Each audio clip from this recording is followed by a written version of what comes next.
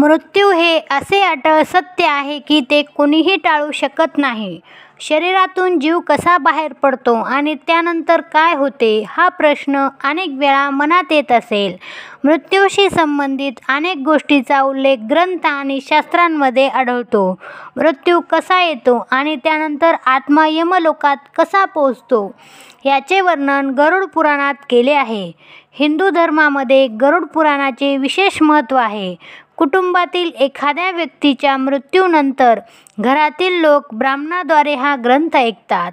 भगवान विष्णू यांनी त्यांचे वाहन गरुडाला मृत्यूशी संबंधित अनेक गुप्त गोष्टी सांगितल्या आहेत. मृत्यूनंतर जीवात्मा यमलोकात कशा प्रकारे जातो याचे विस्तृत वर्णन गरुड पुराणामध्ये करण्यात आले आहे. गरुड पुराणानुसार मृत्यूच्या वेळी व्यक्तीच्या सर्व इंद्रियांचा नाश होतो आणि तो हालचाल करू शकत नाही. त्यावेळी शरीरातून केवळ अंगठ्याच्या आकाराचा आत्मा बाहेर पडतो. यमदेवाचे दूत त्या आत्म्याला पकडून पाश त्यांच्या गळ्यामध्ये बांधून त्या क्षणी त्याला यमलोकांकडे घेऊन जाण्यासाठी निघतात. या दरम्यान यमदूत त्याला नरकात भोगाव्या लागणाऱ्या यातनांविषयी सविस्तरपणे सांगतात. हे ऐकून आत्मा ओरडू लागतो आणि रडू लागतो. यमदूत त्यांना दया न दाखवता त्याला पुढे घेऊन जातात. यमदूत आत्म्याला अंधाऱ्या मार्गाने यमलोकात घेऊन जातात. गरुड पुराणानुसार यमलोकांचा मार्ग 99,000 योजनांचा आहे. 99 योजन वैदिक काळातील लांबी मोजण्याचे एकक. 1 योजन 4 कोस म्हणजे 13-16 किलोमीटर.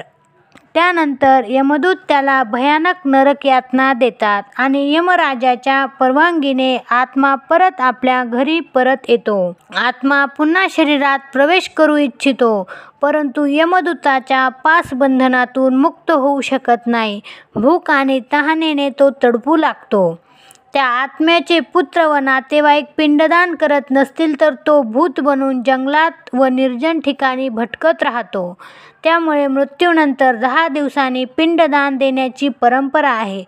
पिंडदान अर्पण केल्याने मृत व्यक्तीला मोक्ष प्राप्त होतो.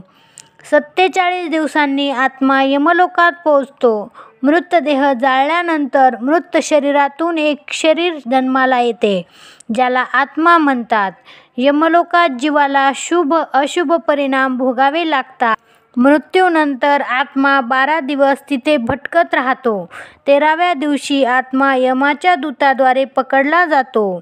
यमलोकांचा मार्ग वैतरणी नदीतून निघून 46,000 योजनांचा आहे, जिथे 47 दिवस चालल्यानंतर आत्मा यमलोकात पोहोचतो.